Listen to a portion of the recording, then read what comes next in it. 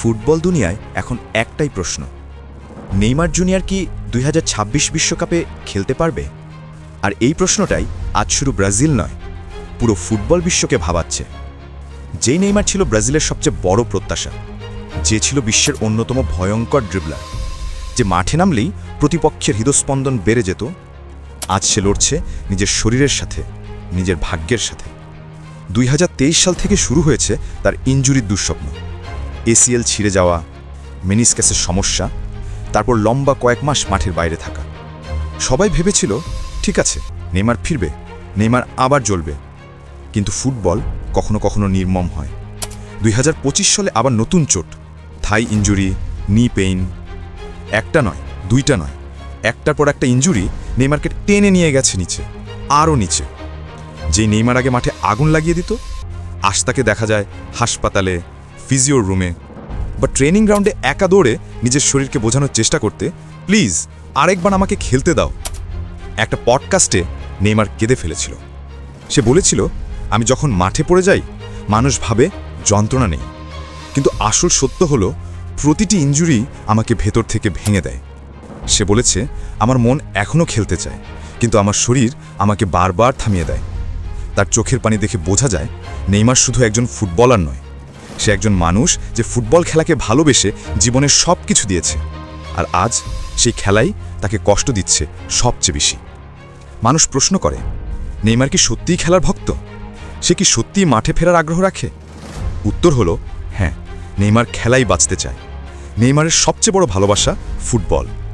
গোল করা, ড্রিবল করা, টিমকে জেতানো, এই আনন্দই তাকে বাঁচিয়ে রাখে। সে বারবার বলেছে, যত কষ্টই পাই, আমি খেলতে চাই, মাঠে ফিরতে চাই, এটাই আমার জীবন। ব্রাজিল কোচ কার্লো অ্যাঞ্জেলটি খুব সরাসরি বলে দিয়েছেন, ওয়ার্ল্ড কাপে খেলতে চাইলে নেইমারকে 100% ফিট হয়ে আসতে হবে। মানে কোনো অজুহাত নয়, কোনো অর্ধেক ফিটনেস নয়, আর কোনো স্পেশাল ট্রিটমেন্ট নয়। তিনি আরও বলেছেন, ফিট না থাকলে জায়গা নেই। এটা খুব কঠিন কথা, কিন্তু সত্যি কথা। কিন্তু ব্রাজিলিয়ান ফ্যানরা এটা কিভাবে মেনে নেবে?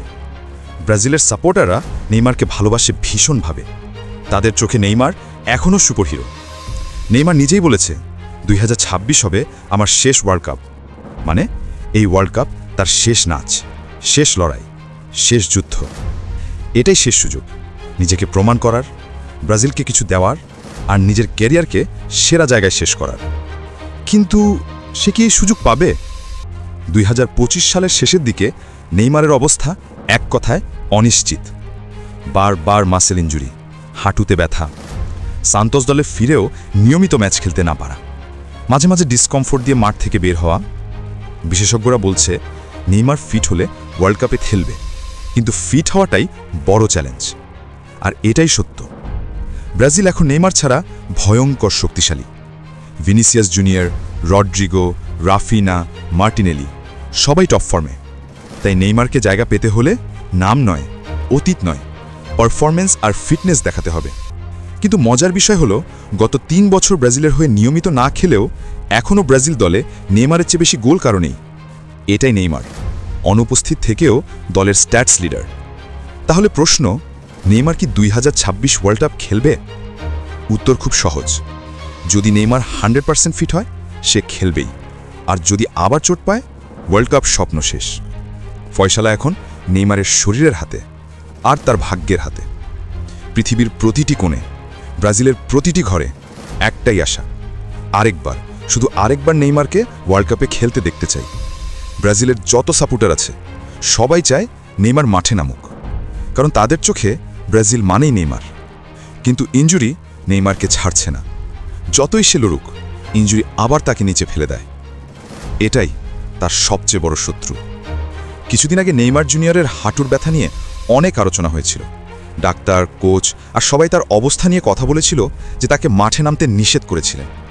কিন্তু নেইমার তার কথা খুব একটা শোনেননি, কারণ তিনি নিজেই জানেন যে 2026-এর ওয়ার্ল্ড কাপে খেলতে চাইলে তাকে পুরোপুরি ফিট হতে হবে।